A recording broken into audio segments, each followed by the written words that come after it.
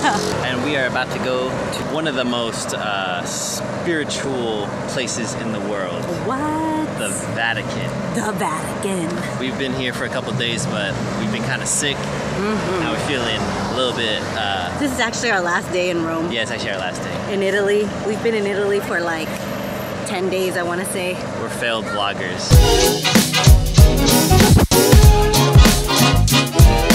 We're here in the Vatican Museum, which is supposedly one of the biggest museums ever. Is it? That's what Rick Steves was telling me. We're listening to a guided audio tour. And he said this is the largest pine cone in the universe. Yes, it's over 2,000 years old. It symbolizes fertility because of the many seeds. And this is supposed to be a courtyard that symbolizes old and new. Old and new. Modern times. And then this is the Roman time? Renaissance. Oh, that's cool. Look at this. It's like the earth inside the earth. It's called the sphere within the sphere.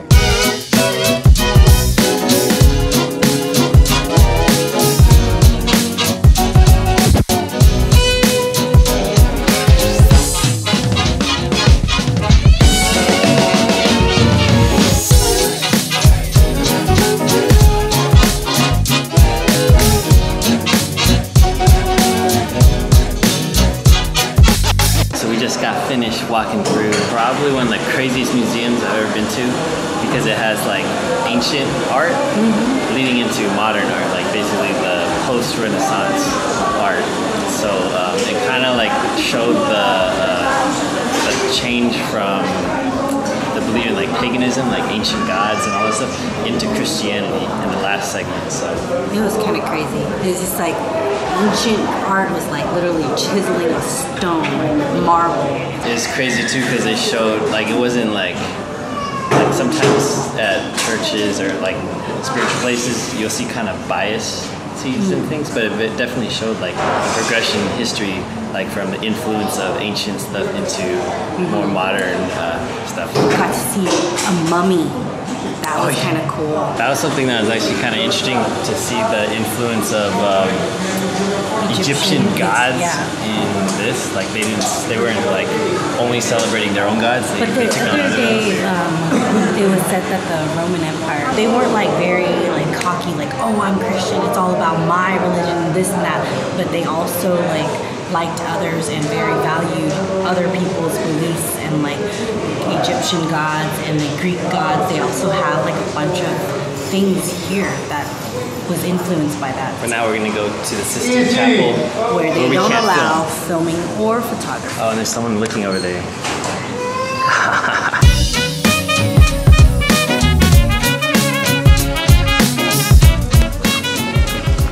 That was amazing. Oh my gosh, it was so cool. Got to see this one. That was crazy that one person did all that. That was amazing. And it was 4 years. What was kind of gangster is that in the Last Judgment, he painted his critics in hell. His critics? Yeah. Is that what they said? Yeah, his critics are in hell. But that type of art puts to shame all those like little circle stick figure art that you see in like certain places. That's all I could do is stick figures. But I mean, like, you could do it, but if you try to sell it for $1 million, that's a shame. This place is so crazy. Seriously, it's so crazy. We have higher standards. We're now museum snobs, in addition to coffee and food snobs. Seriously, I read about this guy when I was little, and I thought that he was like one of those mythology things. I didn't know he was real. What? You thought he was a Ninja Turtle? No. Michelangelo. Oh, Raphael. Yeah. Are they all named after artists? Yeah. You should know. I mean, my fish is named Michelangelo. Yeah.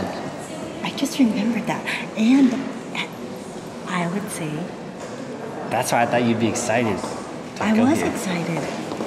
I was like, isn't the Sistine Chapel this one? And my sister was like, I don't know. If you guys ever get the chance, you must go here. I was like really tempted to just illegally take a picture of it like everyone else was, but Linh doesn't do that. If you're religious or not, you gotta go here. We have now made it to our final destination. We've crossed many oceans to get to this point. Many seas, many bridges. Only to eat the holiest of the cannoliest. We are here at the holiest place on earth, eating cannoli that we bought across the street. And we're gonna let you know, this is the official first cannoli we've eaten in Italy. Holy cannoli? First holy cannoli ever. Holy cannoli.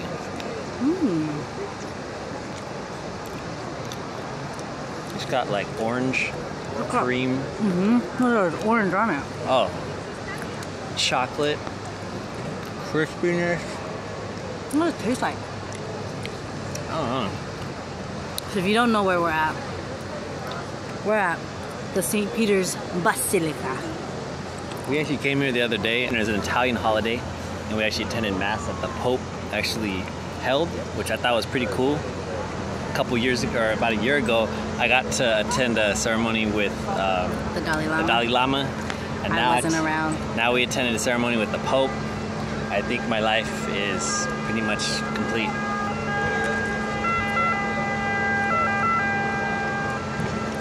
Wow. One thing that we've found here, gelato's hella good.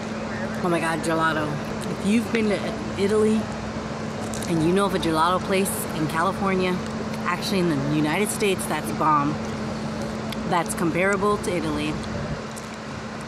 Let us know. Let us know. Because it's hella good. It's so good. Like, I never understood the gelato hype until now that I'm in Italy trying it. And we eat it every single day and we feel great. I don't feel amazing. Lactose intolerant. No, yeah, no lactose in denialness. I feel amazing. It's like a supplement. Gelato supplement.